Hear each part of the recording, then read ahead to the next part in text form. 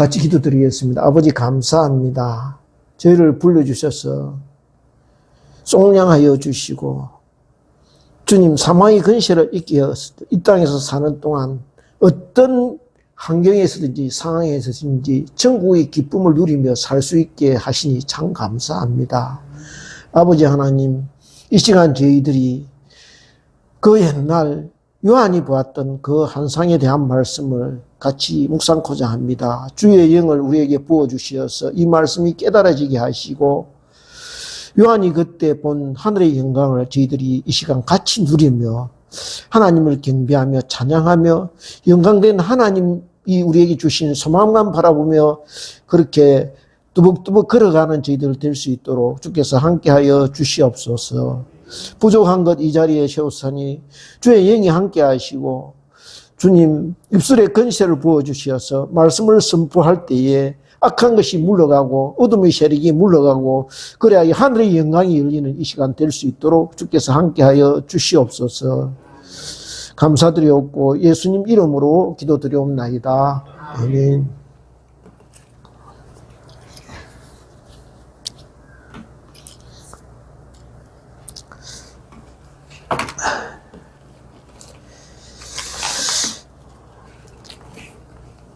저와 여러분이 요한계시록을 어려워하는 것은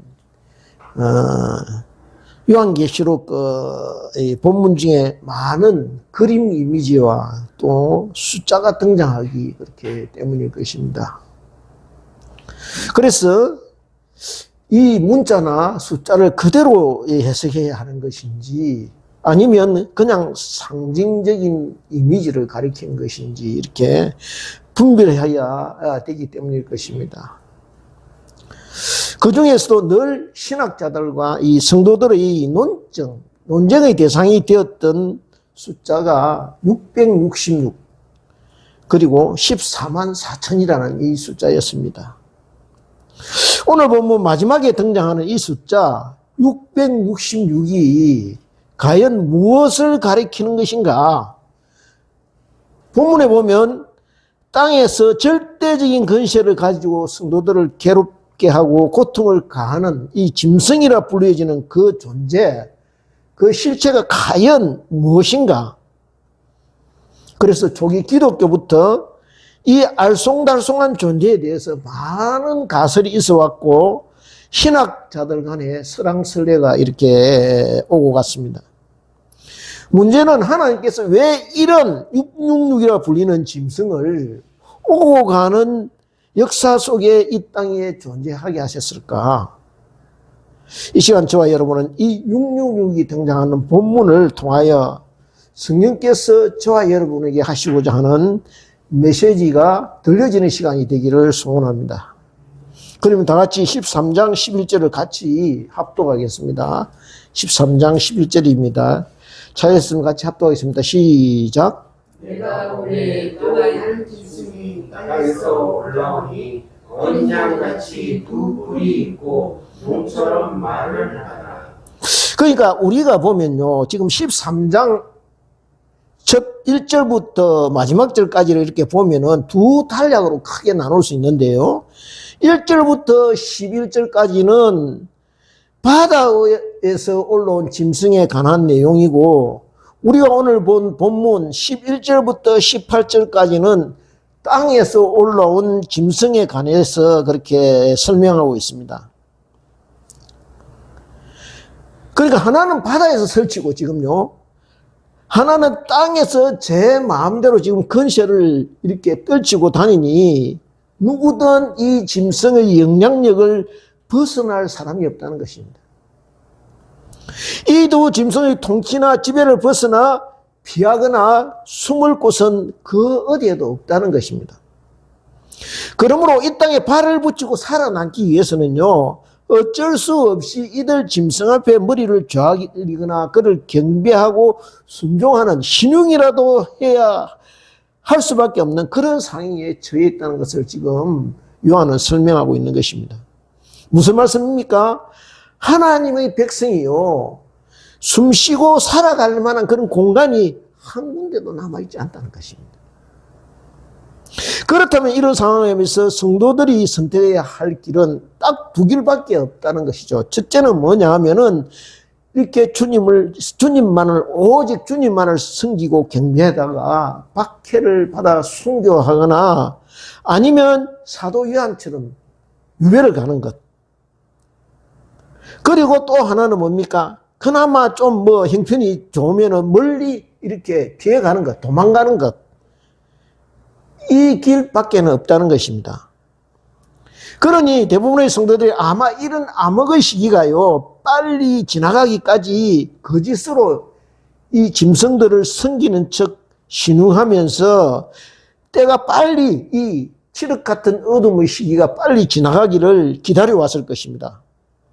상대적으로 보면요, 굉장히 지금 불리한 그런 처지에 놓여 있습니다. 이 믿는 하나님의 사람들에게는요. 사방팔방이 적군으로 지금 가득 차 있습니다. 어떻게 해야 되겠습니까? 우리는 역부족이고 우리 힘으로, 우리 실력으로 지금 어림도 없습니다. 그러니 저와 여러분이 바라보고 의지할 곳은 오직 한 군데밖에 없다는 것이죠. 비록 우리가 사면 초가에 이처럼 놓여지고 있지만은, 그러나 하늘의 아버지께서 우리 편이 되어 주신다는 거예요. 그리고 하나님께서 우리가 처한 상황을요, 하늘에서 내려다보고 계신다는 거예요. 그 아버지께서요, 12영이나 되는 천사를 거느리고 계심을 믿으라는 거예요. 잊지 말아야 된다는 것이죠. 그러니 우리가 붙잡고 의지할 곳은 오직 무엇밖에 없다? 기도줄밖에 없다는 거예요. 그 기도줄이, 우리가 그 줄을 꼭 붙잡고 있을 때 그 기도줄이 생명의 줄이요, 구원의 줄이요, 회복과 승리의 줄이 되게 하시리라는 거예요. 그것을 우리가 믿어야 된다는 것이죠. 그러나 저희는 비록 이 사실을 알고는 있지만은 결코 쉬운 그런 때가 아니라는 거예요. 그러니 하나님을 섬기고 예배하는 사람은요, 목숨을 걸어야 하는 절박한 심정으로 이런 암흑의 시기를 아마 살아냈을 것입니다. 그러니 더 기도하고 더 매달릴 수밖에 없는 것입니다. 하나님, 이 악한 영들을 빨리 하나님이 맡아서 처리해 주셔서 이 시기가 빨리 지나가게 하옵소서. 모두 그렇게 기도했을 것입니다. 그런데 제가 이 상황을 이렇게 묵상하면서 이게 제게 드는 생각은 오늘날의 북한 땅이 아마 이와 같을 것이다. 그것을 깨닫게 되었습니다.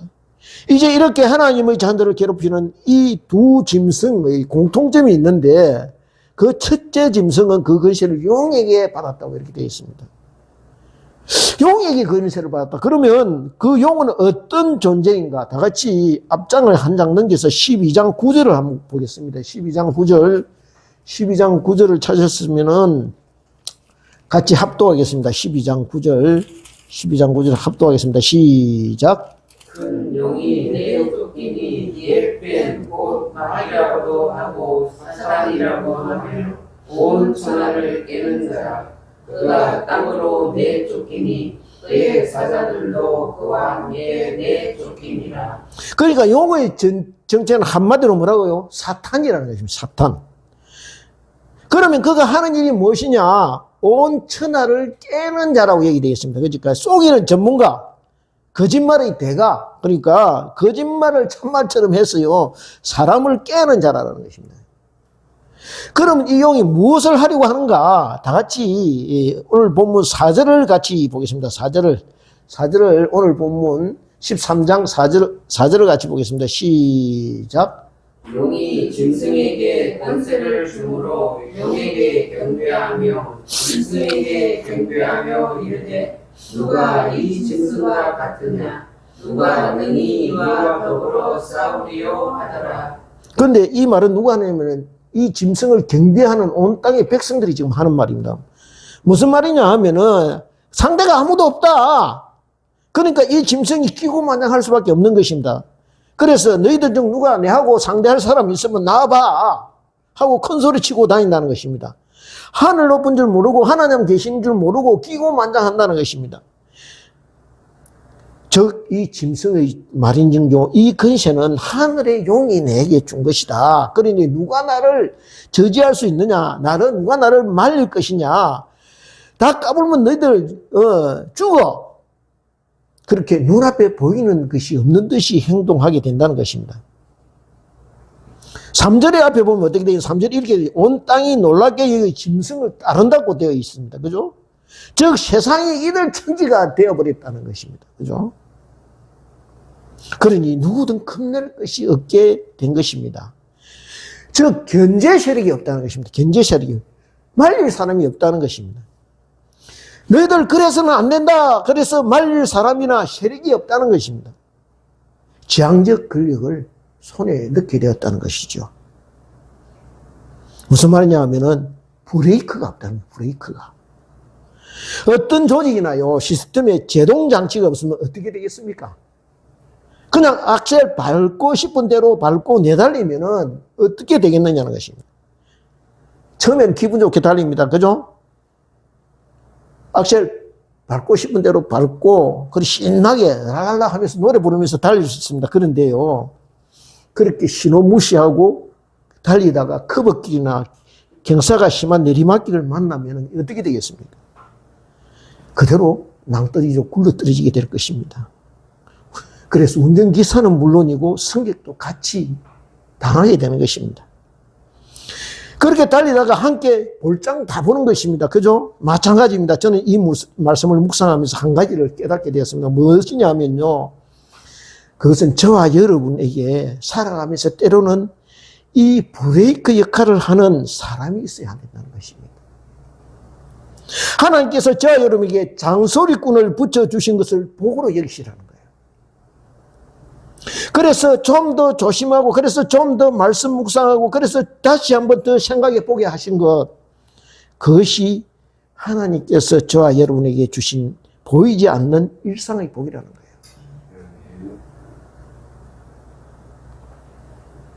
바라옵기는 그것이 나를 깎아내리고 나를 못 믿어하고 나를 부끄럽게 하는 잔소리가 아니라 내 영혼을 살리고 나를 염려하고 걱정하는 사랑의 음성으로 들려지는 은혜가 있으시기를 소원합니다. 네.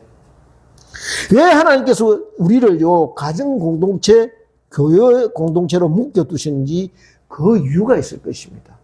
그것은요 그 안에서 함께 성전되어 가라는 것입니다. 네. 그래도요 우리가 좀 잊지 말아야 할 것이 있는데 그것은 뭐냐 하면은 그렇다고 해서 그 브레이크를 밟아서는 안 된다는 것입니다. 그죠? 그 브레이크는요, 차 안에 타고 있는 사람 모두를 다치게 합니다.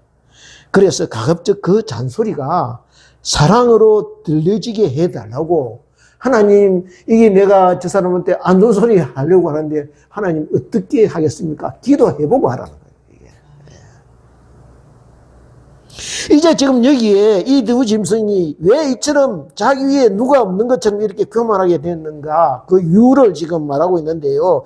다 같이 3절을 한번 보겠습니다. 3절 같이 읽겠습니다. 다시 보겠습니다. 시작. 그의 머리 하나가 상하여 죽게 된 것 같더니 그 죽게 되었던 상처가 나음에 온 땅이 놀랍게 여겨 짐승을 따르고 그러니까 거의 다 죽게 되었다가 다시 살아났다고 이렇게 되어 있습니다. 그죠?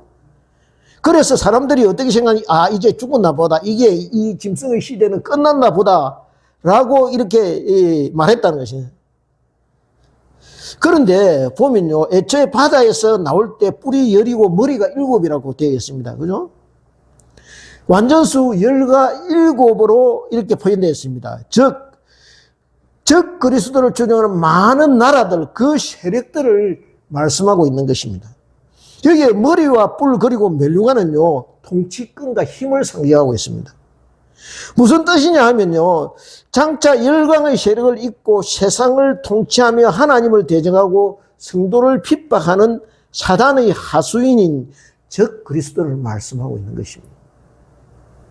그렇다면 이런 적 그리스도는 누구를 가리키는 것인가? 개인인가 단체인가 나라를 지칭하는 것인가? 2절에 그 정체를 밝혀놓았는데 거꾸로 올라가서 2절을 같이 한번 보겠습니다. 시작. 내가 본 짐승은 표범과 비슷하고 그 발은 몸에 밝았고 그 입은 사자의 입 같은데 용이 자기의 능력과 보좌와 큰 권세를 그에게 주었더라. 여러분 상상이 되십니까? 저는 이게 잘 상상이 안 됐습니다. 가만히 보면 곰, 표적, 표범, 그 다음에 사자, 이 전부 다 명수들 아닙니까? 그러니까 천하무적이라는 거예요. 이게 누가 감히 맞서보겠다고 나설 수가 없다는 거예요. 머릿속으로 그 이미지를 그려보려 해도 감이 잡히지 않았습니다. 표범과 비슷하고 발은 곰의 발 같고 입은 사자의 같다. 여러분 혹시 이렇게 비슷하게 생긴 짐승 보신 적 있습니까? 예? 무엇을 가리키는 것인가? 그래서 우리는요, 요한계시록의 많은 구절에서 요한이 본 환상의 내용이 전혀 이때까지 우리가 보지 못한 새로운 것이 아니라 이미 구약의 선지서에 나와 있는 여러 선지자들이 기록한 글에 나와 있는 환상들이라는 것을 알게 됩니다. 이를테면 다니엘, 에스겔, 나훔, 아모스, 스가랴 같은 곳에서 그 출처를 보게 되는데요. 이 내용도 다니엘 7장에 나오는 다니엘이 본 환상과 비슷합니다. 거기에 되면 거기에 보면 똑같이 사자, 곰, 표범이 이렇게 등장합니다. 그러다가 다니엘서 7장 7절을 보면은 이렇게 되어 있습니다. 어떻게 되면 내가 환상 가운데 그 다음에 본 짐승은 무섭고 놀라우며 또 매우 강하며 또 쇠로 된 이가 있어서 먹고 부스러뜨리고 그 나머지를 발로 밟았으며 이 짐승은 전의 모든 짐승과 다르고 또 10뿔이 있더라. 이렇게 되어 있습니다. 왜 요한이 이렇게 기록했을까? 이 시기가 AD 70년부터 95년 사이라고 그랬죠. AD 67년인가 60 몇 년에 60년 후반경에 어떤 일이 있었습니까? 우리가 잘 아는 예루살렘 성이 로마군에 완전 짓밟혀서 초토화됐습니다. 그리고 한 1000명 안 되는 그 용사들이 마사다 요새에 들어가서 저항하다가 서로 이렇게 상하게 하고 나머지 한 사람이 자기를 하는 것으로 이렇게 처우가 끝나. 그러니까 이 상황을 요한이 알고 있었다는 거예요. 그러니까 이들은 무지막지하다. 한번 저항하는 자는 결코 살려두지 않는다. 이 무자비한 그 잔혹성을 지금 표현하고 있는 것이죠.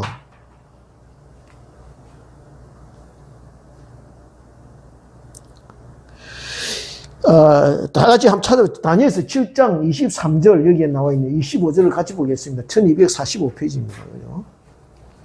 1245페이지입니다. 여기 다니엘이 말하는 이 짐승이 어떤 짐승인가? 1245페이지. 예.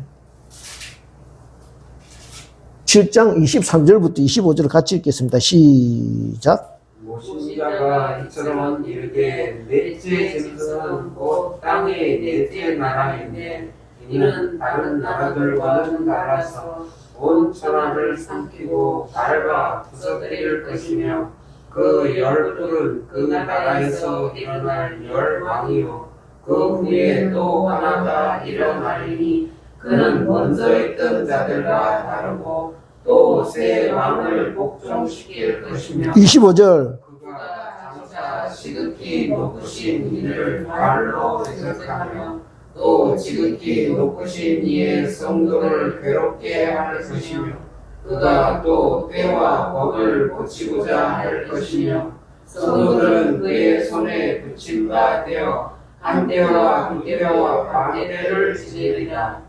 여기에 한 때와 두 때와 반 때, 대부분의 성경학자는 이 시기를 문자적으로 3년 6개월 이렇게 보고 있습니다. 보고 있거나 또 그 짧은 시기로 이렇게 해석하고 있는데요. 이처럼 성도들이 고난을 받게 된다는 것입니다. 즉 다니엘의 예언을 참조해보면 여기에 나오는 짐승은 다른 것이 아니라 요한이 사역하던 그 당시의 강대국 로마를 의미하는 것이라고 이렇게 볼 수가 있습니다. 즉 다니엘의 예언대로 로마가 그렇게 아수르, 바벨론, 바사를 병합했어요. 이 곰, 사자, 표범 이걸 같이 아울러서 제국 중의 제국으로 등장하고 있음을 나타낸 것입니다. 진짜보다 가짜가 판을 치게 되어 있다는 것입니다. 진실보다 거짓이 더 기승을 부리게 되어 있다는 것입니다. 그래서 가짜가 진짜보다 진짜같이 보이기 위해서 위장을 하고 온갖 수단을 동원해서 자기를 꾸미기 마련이라는 것입니다. 그래서 사람들이 속아 넘어가게 된다는 것이죠. 다 같이 이 요한복음 10장 27절부터 29절 말씀 보면 162페이지입니다. 신약성경 162페이지 요한복음 10장 27절부터 29절 말씀을 같이 보겠습니다. 한 마음으로 같이 162페이지입니다. 한 마음으로 같이 이렇게 10장 27절부터 29절입니다. 같이 읽겠습니다. 시작. 내 양은 내 음성을 들으며 나는 그들을 알며 그들은 나를 따르느니라. 내가 그들에게 영생을 주노니 영원히 멸망하지 아니할 것이요 또 그들을 내 손에서 빼앗을 자가 없느니라. 그들을 주신 내 아버지는 만물보다 크심에 아무도 아버지 손에서 빼앗을 수 없느니라. 그렇습니다. 예수님의 양은요, 예수님의 음성만 듣고 예수님을 따라가게 되어 있다는 것이죠. 그렇게 따라가다 보면 어떻게 잔잔한 물가가 나오고 푸른 초장이 나오게 된다는 것입니다. 그러니 저와 여러분이 주의해야 될 것은요, 한밤중에 누가 우리를 부를 때 그것이 목자의 음성인가 아닌가 분별해야 된다는 것입니다. 그죠? 그것이 나를 부르는 사랑의 음성이 맞는가? 그렇게 되자면 어떻게 해야 되겠습니까? 목자의 음성을 잊어버리지 말아야 한다는 것입니다. 그 말씀을 듣고서 어떻게 해요? 말씀을 듣고 들어서 귀에 익숙해져 있어야 된다는 것이죠. 그 음성을 사랑하고 그 음성이 들려지면은 두말하지 않고 믿고 따라 나서야 한다는 것이죠. 그것을 여기 말씀하고 있는 것입니다. 그래서 예수님도요, 마태복음 24장에서 가짜 그리스도에 대해서 이렇게 말씀하고 있습니다. 너희가 사람의 미혹을 받지 않도록 주의해라. 많은 사람들이 내 이름으로 와서 내가 그리스도로 하고 그렇게 미혹하라 할 것이다. 그래서 보라, 그리스도가 여기 있다 저기 있다 하여도 믿지 말라. 거짓 그리스도와 거짓 선지자들이 큰 표적과 기사를 보여 할 수만 있으면 어떻게 해요? 택하신 자들도 미혹하리라 이렇게 말씀하신다는 거예요. 무슨 말씀입니까? 여기에 할 수만 있으면 그냥 살짝 건드려보고 마는 것이 아니라 조금이라도 틈만 보이면 택하신 자들도 어떻게 해요? 예수 잘 믿는 사람, 믿음 좋은 사람이라도 넘어뜨리려 한다는 것입니다. 그러므로 어떻게 해요? 깨어있으라는 거예요. 이제 12절을 보겠습니다. 13장 본문 요한계시록 13장 12절을 같이 보겠습니다. 시작. 그가 먼저 나온 짐승의 모든 것을 그 앞에서 행하고 땅과 땅에 사는 자들을 처음 짐승에게 경배하게 하니 곧 죽게 되었던 상처가 나았느니라. 그렇습니다. 여기에 땅에 사는 자들에게 어떻게 해요? 처음 짐승에게 경배하게 했다고 되어 있습니다. 그죠? 무슨 말씀이냐 하면 하나님의 백성은 땅에 살지만은 땅만 보고 사는 사람이 아니라는 거예요.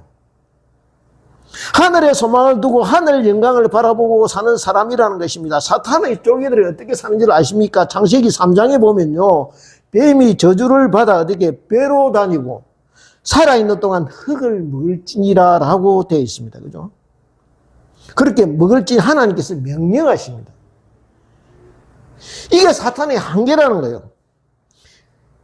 그러니 사탄의 졸개들이라고 다를 것이 없다는 것입니다. 평생 동안 땅만 바라보고 그저 땅이 전부인 줄 알고 땅에 전부를 걸고 살다가 밑도 끝도 없는 무주행석으로 빠지게 된다는 거예요. 하늘나라에 대한 소망이 없으니요, 짐승이 망하면 같이 망하는 것입니다. 그렇다면 저와 여러분이 하늘나라의 꿈이 있느냐요? 요셉처럼 날썩고 물스러운 곳 어두운 지하 감옥에 갇혔어도 하나님께서 여러분에게 주신 꿈을 가지고 살고 있는가, 이 시간 살펴보는 시간이 되기를 소원합니다. 하늘이 꿈이 없다면요, 그것은 땅만 보고 사는 땅이 전부인 사람이라는 것이죠. 그런데 보십시오. 앞에서 용이 첫 번째 짐승에게 권세를 주어서 용을 경배하게 하고, 그 다음 그렇게 용으로부터 권세를 받은 첫 번째 짐승이 두 번째 짐승에게 같은 권세를 주는 것을 보게 됩니다. 이처럼요, 어둠 사탄도 자기처럼 세상에 영향력을 행사한 차세대를 키운다는 것입니다. 그래서 이 싸움은요, 언제까지나 주님 오실 때까지 지속된다는 것입니다. 어떻게 해야 되겠습니까? 그러니 하나님의 자녀인 저와 여러분도 우리의 자녀들을요, 믿음의 자녀로 영적인 용사로 키워야 된다는 거예요. 그것을 이렇게 말씀하고 있는 것입니다. 그 책임이 저와 여러분에게 지워져 있다는 것입니다. 그렇게 다음 세대를요, 하늘의 용사로 키울 꿈과 소망을 가지고 살아가느냐, 그것을 이렇게 묻고 있는 것입니다. 이제 다 같이 14절을 보겠습니다. 다 같이 14절, 13장 14절 같이 보겠습니다. 시작. 짐승 앞에서 받은 바 이절을 행함으로 땅에 거하는 자들을 미혹하며 땅에 거하는 자들에게 이르기를 칼에 상하였다가 살아난 짐승을 위하여 우상을 만들라 하더라. 칼에 상하였다가 살아난 짐승, 이 말은 3절에서도 언급되고 있는데요, 요한계시록을 해서는 많은 학자들은 이 구절을 두고 로마의 왕들 중에 하나가 가이사르나 네로 같은 악한 왕들 중에 하나로 해석하고 있습니다. 그런데 역사상 누구도 죽었다가 살아난 왕은 없습니다. 그죠? 다만 이 구절을 두고 정통성 있는 신학자들은요, 사탄이 이처럼 어떻게 예수님 흉내를 낸다는 것입니다. 잠시 종적을 감췄다가 다시 살아난 것처럼 꾸며서 불사신이라는 이미지를 붙이고 무슨 대단한 능력을 가진 것처럼 이렇게 가대 포장을 한다는 것이죠. 한번 보십시오. 오늘날의 공산국가들, 북한, 중국, 러시아 같은 나라의 1인자들이 잘 쓰는 수법입니다. 그래서 신비감을 부추긴다는 것입니다. 한번 보십시오. 시진핑, 김정은 모두 몇 달 동안 이렇게 종적을 감추었다가 이게 뭐 죽었니, 암살당했니, 이러다가 짠 하고 나타납니다. 그죠? 이게. 그뿐 아닙니다. 오늘날의 이단 종교의 거주들이 이런 사기 수법에 능하다는 것입니다. 어디 멀리 갈 것도 없습니다. 오늘날의 북한 구호를 한번 들어보십시오. 어떻게 되어 있습니까? 김일성 주석은 영원히 우리와 함께 계신다. 이렇게 구호를 붙여놓고 있습니다. 그죠? 예. 그러니 북한은 정상적인 국가가 아니라 어떻게 해요? 사이비 종교 수준밖에 안 되는 조잡한 국가라는 거예요. 이제 16절을 같이 보겠습니다. 16절 13장 16절 같이 보겠습니다. 시작. 그가 모든 자, 곧 작은 자나 큰 자나 부자나 가난한 자나 자유인이나 종들에게 그 오른손이나 이마에 표를 받게 하고. 표를 받게 이렇게 되어 있습니다. 한때요, 우리가 알다시피 이 베레칩 논쟁이 세상을 뜨겁게 달군 때가 있었습니다. 그죠?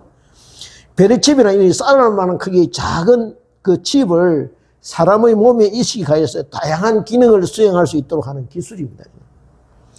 처음에는 의료용으로 개발되었지만 현재는 결제, 출입, 건강관리 등 다양한 분야에서 활동되도록 이렇게 개발하고 있는 중입니다. 그런데 핵심적인 기술은 틀림없죠. 그런데 사생활 보호를 비롯한 여러 가지 문제 때문에 그렇게 크게 이용되지는 못하는 것 같습니다. 그런데 누군가 악의적인 어떤 해킹을 시도하거나 사람을 통제할 목적에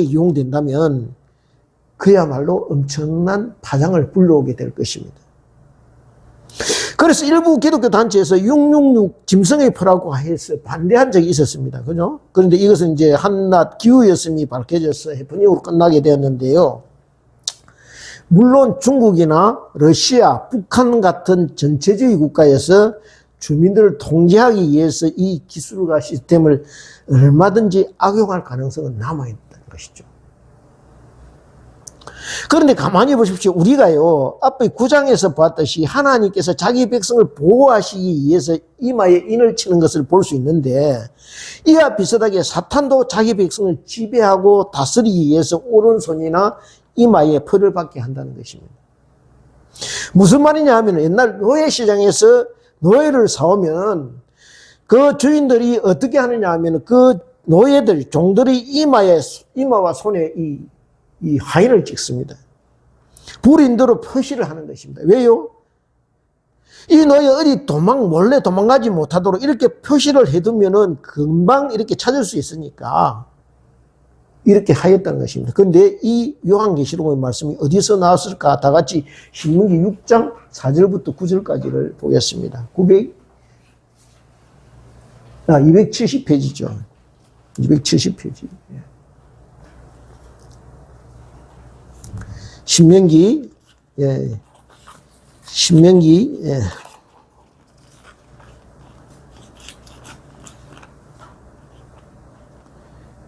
신명기 6장 4절부터 9절까지입니다.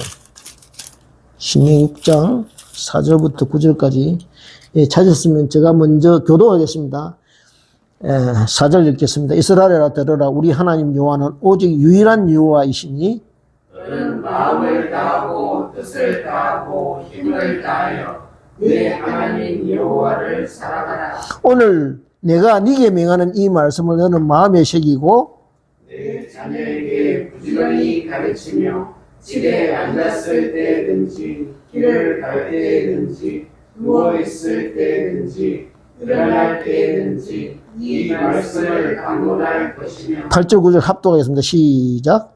너는 또 그것을 내 손목에 내어 교를 삼으며 내 미간에 붙여 포를 삼고 또 내 집 문을 주어 문에 기록할지니라. 이게 기록할지니라 이렇게 됐죠. 어떻게 하라고 되어 있습니까? 말씀을 내 손목에 메고 내 미간에 붙여 포로 삼으라고 이렇게 명령하십니다. 왜 이렇게까지 하라고 하시는 것일까요? 그만큼 말씀을 잃어버리기 쉽다는 것입니다. 무슨 뜻이냐 하면 항상 말씀을 기억하고 생각하고 묵상하는 삶을 유지하라는 것입니다. 왜 손목에 메라고 하십니까? 무슨 일이든지요, 생각을 행동으로 옮길 때 제일 먼저 움직이는 지체가 손입니다. 그죠? 그러니 그렇게 행동으로 옮기기 전에 말씀으로 먼저 점검해 보라는 것입니다. 지금 내가 손으로 하고자 하는 이 행동이 과연 말씀에 어긋나는 것은 아닌지 다시 한번 살펴보라는 것이죠. 그런데 사단은 이것을 교모히 차용합니다. 그러니까 그 자신은 마치 그리스도인 것처럼 하늘에서 불을 내리고 능력을 나타내 보이죠. 그들이 졸개 또한 그와 비슷하지만 엉터리인 하나님의 법을 따르야 합니다. 저는 이 대목을 묵상하면서요, 어쩌면 이렇게 본문의 말씀이 오늘날의 북한을 콕 집어서 이렇게 가르쳐 말씀하실까? 왜요? 15절을 한번 살펴보세요. 15절을 보면요, 어떻게 되어 있느냐 하면은, 그가 건세를 받아 그 짐승의 우상에게 생기를 주어 그 짐승의 우상으로 말하게 하고, 또 짐승의 우상에게 경배하지 아니하는 자는 몇이든지 다 죽이게 하다, 이렇게 되어 있습니다. 지금 북한이 딱 우상 만드는 우상 천지 아닙니까? 그죠?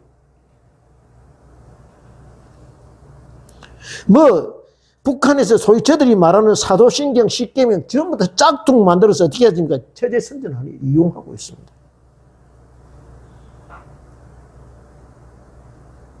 17절을 13장 17절을 같이 보겠습니다. 시작. 누구든지 이 표를 가진 자 외에는 매매를 못하게 하니 이 표는 뭐 짐승의 이름이나 그 이름의 수라. 그렇습니다. 요한이 잡혀있던 그때 로마 황제를 우상하여서 거기에 참배하지 않는 사람은 상인들의 조합에 가입하지 못하게 하는 불이익을 받았습니다. 일종의 길드. 장사를 하거나 사업을 하거나 먹고 살려면 경제활동을 하여야 하는데 그렇게 조합을 통하지 않으면 아무것도 할 수가 없었습니다. 그 조합의 단체장이 하는 일이 무엇이냐 하면 황제의 우상이나 신전에서 제의를 주관하는 일, 그 우상을 관리하고 조합원들에게 신전 의식에 참석하도록 독려하는 그런 일이었습니다. 그러니 황제 숭배를 거절하는 그리스도인들은 어쩔 수 없이 생업을 포기하여야만 했습니다. 18절입니다. 지혜가 여기 있으니 총명한 자는 그 짐승의 수를 세어보라. 그것은 사람의 순이 666인이라 이렇게 되어 있습니다. 그리스, 라틴어, 히브리어 같은 글자에는 그 단어 하나마다 그 글자를 나타내는 숫자가 있습니다. 우리는 그것을요 게마트리아라고 부르는데 우리가 7하면 완전수죠. 7하면 완전수인데 7은 3 플러스 4로 되어 있습니다. 그죠? 성부, 성자, 성령, 동서남북. 그리고 보태면은 완전수가 되는 겁니다. 그죠? 그 다음에 3 곱하기 4는 뭡니까? 12이 되죠. 12. 이런 식으로 이제 게마트리아가 되어 있는데, 여기에 보면은, 예, 이 660이라는 숫자를 히브리어 알파벳으로 이렇게 풀어놓으면은 역사상 여러 인물들이 이렇게 등장하게 되는데요. 그러나 요한계시록이 쓰여질 무렵의 여러 상황과 환경을 종합해서 이 666 히브리어 문자로 이렇게 해석해서 여러 학자들이 공통적으로 내세운 한 인물이 있는데요. 그가 바로 네론 가자르. 그러니까 로마의 황제 네로라는 것입니다. 그러면 이 666이라는 황제는 이 네로 황제는 우리가 알고 있듯이 폭정으로 이렇게 백성들과 원로원의 이 배척을 받아서 나중에 결국 자기를 하게 되는데요. 그렇다면 이 666이 이렇게 죽고 나서 어둠의 세력이 물러가고 환란의 때가 끝났습니까? 아닙니다. 또 역사적으로 BC 392년에 로마가 기독교를 받아들이고 나서 환란의 때가 끝나야 하는데 이 계시록의 이 말씀을 666을 네로에 적용하면은 그렇지가 못했습니다. 그래서 더 이상 요한계시록에 나타나 있는 종말이나 환란의 때가 이 666이나 이런 숫자가 일개 개인을 지칭하는 것이 아니라 앞으로 주님 오실 때까지 등장할 수많은 적 그리스도, 그것을 지칭하게 된다고 지금 해석하게 됐다는 것이죠. 그러니까 오늘 본문에 나오는 용이나 첫 번째 짐승, 두 번째 짐승 이런 이미지는 물론 요한의 때에 등장해서 성도들을 이래 고통 주고 괴롭게 만든 이런 짐승들이나 첫 번째 짐승, 두 번째 짐승은 이런 장본인이기도 하지만은 지금 이 시대와 이 두 짐승이나 이런 용들 같은 모든 이 상징들은 지나간 시대의 한 어떤 사탄의 실체를 밝히는 것이기도 하지만은 장차 지금 이 시대와 장차 나타낼 적 그리스도의 실체를 저와 여러분에게 알려주고 있는 것이라고 볼 수 있다는 것이죠. 그 이유가 있습니다. 그것은요, 사탄이 할 수만 있으면 성도들을 넘어뜨리라고 혈안이 되어 있다는 것이죠. 그러니 방심하지 말라는 것입니다. 깨어있으라는 것입니다. 굳게 서있으라는 것입니다. 이것을 말씀하고 있습니다. 그렇습니다. 이 땅의 사람들은요, 두 세계를 왔다 갔다 하며 이렇게 살아가고 있습니다. 그러니까 오늘 본문에서 봤듯이 하나님의 인친자로 살아가든지 아니면 짐승의 이마와 손에 벌을 받고 살아가든지 두 가지 중에 하나로 살아가게 돼 있다는 것이죠. 그런데 짐승의 벌을 받고 살아가는 사람의 특징이 무엇입니까? 어쩔 수 없이, 할 수 없이, 어쩌지 못해 살아간다는 거예요. 그런데 하나님의 인치심을 받은 사람의 특징이 무엇입니까? 상황과 환경을 초월해서 살아가게 된다는 거예요. 빌립보서 4장의 말씀처럼 내게 능력 주시는 자 안에서 내가 모든 것을 할 수 있느니라. 그래서 상황이 어떠든지 기쁨과 즐거움으로 천국을 누리고 살아가게 된다는 것이죠. 그것을 말씀하고 있는 것입니다. 그렇습니다. 저와 여러분이 예수 그리스도의 통치 안에 있으면요, 매일매일을 천국 시민으로 사는 것이고, 사탄의 인침을 받은 사탄의 영향력으로 살게 되면은 항충이 득실득실한 지옥에서 살게 된다는 것이죠. 그것을 여기에 가르치고 있는 것입니다. 고난이 없어서가 아닙니다. 문제가 없어서가 아닙니다. 문제가 문제로 여겨지지 않고 고난이 고난으로 보여지지 않고 하나님께서 그저 저와 여러분을 위해서 마련한 선물을 주시기 위한 한 가정으로 보라는 것이죠. 저와 여러분은 하나님의 사람입니다. 그리고 하나님의 사람은요, 모두 입술의 근세를 가지고 있는 사람이라는 것이죠. 그래서 안전병이도 일어서게 만들고 불치의 병도 고치고 때로는 믿을 수 없는 기적이 일어나기도 합니다. 성경의 기적들을 믿으십니까? 저와 여러분이 이처럼 세상에 물들지 않고 하나님의 영을 입은 사람으로 세워지게 될 때 하나님께서 입술의 근세를 부어주셔서 말하는 대로, 우리가 기도하는 대로, 저와 여러분이 부르짖는 대로 되게 해 주실 줄 믿습니다. 아멘. 아무리 힘이 세고 감당할 수 없는 666이라도요.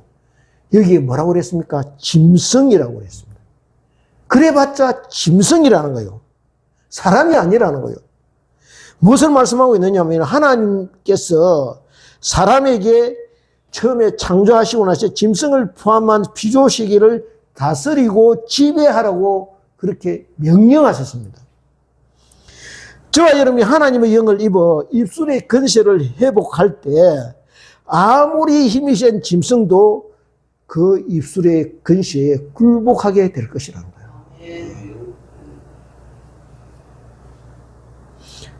너희 믿는 대로 될지어다. 주님이 그렇게 말씀하셨습니다. 이 어둠이 짙어가는 때에 이런 믿음의 사람, 하나님이 영이 그 안에 거하셔서 입술의 근세를 가지고 어둠을 밝히는 진리의 빛이 되는 저와 여러분이 되기를 소원합니다. 갈수록 어둠이 짙어져 갈 것입니다. 사람들이 두려워하고 불안해하고 걱정과 염려로 힘들어할 것입니다. 그러나 저와 여러분은 진리의 등불을 들고서 주위를 환히 밝히는 사람이 되기를 소원합니다. 그래서 이 철학 같은 어둠의 때에 여기에 살 길이 있다, 여기에 소망이 있다라고 예수 그리스도의 빛으로 삶을 증명해 보이는 그런 귀한 생명을 전하는 복된 사람들 다 되시기를 주님의 이름으로 축원드립니다. 네, 기도드리겠습니다. 아버지, 이 어렵고 난해한 말씀을 풀어서 설명하였습니다. 주께서 함께하여 주셔서 이 말씀이 저희들의 귀한 생명의 양식 되게 하시고 저희들이 힘이 되고 능력이 되어서 이 세상에서 살아갈 때, 어둠이 짙어갈 때 저희들이 지치지 않고 피곤하지 않고 힘을 얻어서 이기는 승리하는 삶을 살아갈 수 있도록 함께하여 주시옵소서. 감사드리옵고 예수님 이름으로 기도드리옵나이다. 아멘.